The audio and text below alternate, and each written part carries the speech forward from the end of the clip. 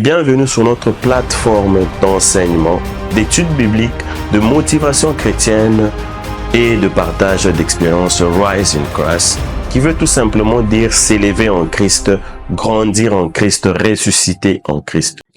Alors nous continuons encore une fois notre parcours sur les traces des témoins oculaires. Mais aujourd'hui nous allons parler d'un disciple assez spécial qu'on a toujours considéré comme un traître parce que c'est lui qui avait livré Jésus-Christ, qui n'est rien d'autre que Judas Iscariote.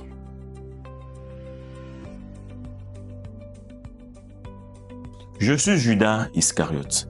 Iscariote qui veut tout simplement dire homme de Kéry, ou encore ce nom peut être lié à un mot désignant un assassin, Sicarios. J'avais un très grand rôle dans le ministère de Jésus-Christ. C'est moi qui m'occupais de la bourse commune. En quelque sorte, j'étais comme le financier du groupe. J'ai souvent été décrit par les autres comme un escroc, comme quelqu'un qui est avide d'argent ou encore un malhonnête. Alors, je vous explique un peu comment s'est faite la trahison. J'ai conspiré avec les chefs religieux pour livrer Jésus-Christ contre 30 pièces d'argent. Lors du dernier repas, Jésus-Christ a révélé que l'un de nous allait le livrer. Une fois dans le jardin de Gethsémani, c'est moi qui ai identifié Jésus-Christ par un baiser et c'est ainsi que Jésus-Christ s'est fait arrêter. Après avoir vu que Jésus était condamné, j'ai eu des regrets. J'ai eu à regretter sérieusement mon acte. Alors j'ai tenté d'aller retourner l'argent aux chefs religieux, mais malheureusement, ils n'ont pas pu accepter parce que l'acte avait déjà été posé.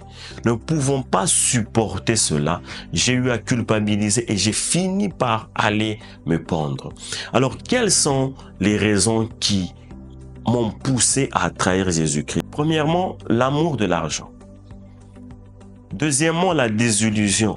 Parce que je m'attendais à ce que Jésus-Christ soit un Messie qui viendra libérer les Juifs par les armes. Mais malheureusement, j'avais en face de moi un Messie humble. Alors, quelles leçons pouvez-vous tirer de mon histoire? Premièrement, le danger de l'hypocrisie. Je marchais avec Jésus-Christ, je mangeais avec lui, j'évoluais avec lui. J'étais parmi les 12 que Jésus-Christ avait choisi, mais malheureusement, mon cœur ne battait pas pour lui, j'étais ailleurs. Deuxièmement, le remords n'est pas la repentance. Contrairement à Pierre, lorsqu'il s'était rendu compte qu'il avait renié Jésus-Christ, après que le coq ait crié 3 fois, lui est parti se rependre. Mais par contre, moi, au lieu de faire cela, je suis allé me pendre. Alors, je voudrais vous poser une question en finissant et que l'acte que j'ai eu à poser a-t-il contribué au plan de Dieu? Parce qu'il fallait qu'il y ait quelqu'un qui allait trahir Jésus-Christ pour qu'ensuite ce processus puisse avoir lieu. Si je ne l'avais pas fait, est-ce que tout cela aurait été possible? Là, c'est une question que je vous pose et c'est à vous de répondre. Nous sommes arrivés à la fin de notre programme. Aujourd'hui, nous avons parlé de Judas Iscariote qui a toujours été considéré comme un traître. Et j'espère que cette histoire a été bénéfique et inspirante pour vous. Sinon, à la prochaine.